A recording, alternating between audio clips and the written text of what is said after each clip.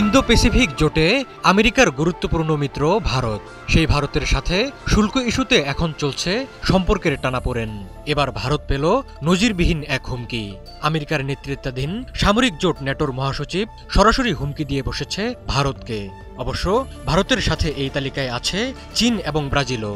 চীনের ক্ষেত্রে ব্যাপারটি স্বাভাবিক হলেও ভারতকে ন্যাটোর মতো জোটের হুমকিকে নজিরবিহীন হিসেবেই দেখছেন বিশ্লেষকরা। রাশিয়ার সঙ্গে কেউ বাণিজ্য অব্যাহত রাখলে তার উপর নেমে আসবে নিষেধাজ্ঞা, এমন হুমকি দিয়েছে তারা। মঙ্গলবার মার্কিন প্রেসিডেন্ট ডোনাল্ড ট্রাম্প বলেছিলেন 50 দিনের মধ্যে যুদ্ধ থামাতে প্রস্তুত না হলে রাশিয়ার উপর শতভাগ শুল্ক আরোপ করা হবে, বাদ যাবে না রাশিয়ার বাণিজ্যিক বন্ধু দেশগুলোও। এরপর দিনই ট্রাম্পের সুরে ভারত, চীন, ব্রাজিলকে হুঁশিয়ারি দিলেন ন্যাটোর মহাসচিব মার্ক রুট। ইউক্রেন যুদ্ধের শুরু থেকেই ভলোদিমির জেলেনস্কিকে সহায়তা করে আসছে ইউরোপ আমেরিকা। সরাসরি সংঘাতে না জড়ালেও অস্ত্র ও সামরিক সরঞ্জাম সরবরাহ করে ইউক্রেনের পাশে দাঁড়িয়েছে ন্যাটো।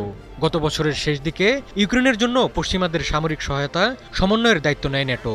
ইউরোপ আমেরিকার সামরিক সহায়তা নিয়েও রাশিয়ার বিরুদ্ধে খুব বেশি সুবিধা করতে পারেনি ইউক্রেন। এবার তাই তারা হাজির করল বাণিজ্য শুল্কের জুজু। ন্যাটোর মহাসচিব মার্ক রুট হুঁশিয়ারি দিয়ে বলেছেন, ব্রাজিল, চীন ও ভারতের মতো দেশগুলো রাশিয়ার সঙ্গে বাণিজ্য চালিয়ে গেলে তাদের উপর দ্বিতীয় পর্যায়ের মার্কিন শুল্ক নেমে আসবে। ভারত, চীন ও ব্রাজিলের প্রতি নিজের আগ্রহের কথা জানান মার্ক রুট। তিনি এই তিনটি দেশের নেতাদের উদ্দেশ্যে বলেন, নিষেধ সত্ত্বেও রাশিয়ার সঙ্গে বাণিজ্য চালিয়ে গেলে তেল, গ্যাস কিনতে থাকলে কি হতে পারে আপনি জানেন। পুতিন যদি শান্তি আলোচনাকে গুরুত্ব সহকারে না নেন, তাহলে আপনাদের উপরেও শতভাগ শুল্ক আরোপ করা হবে।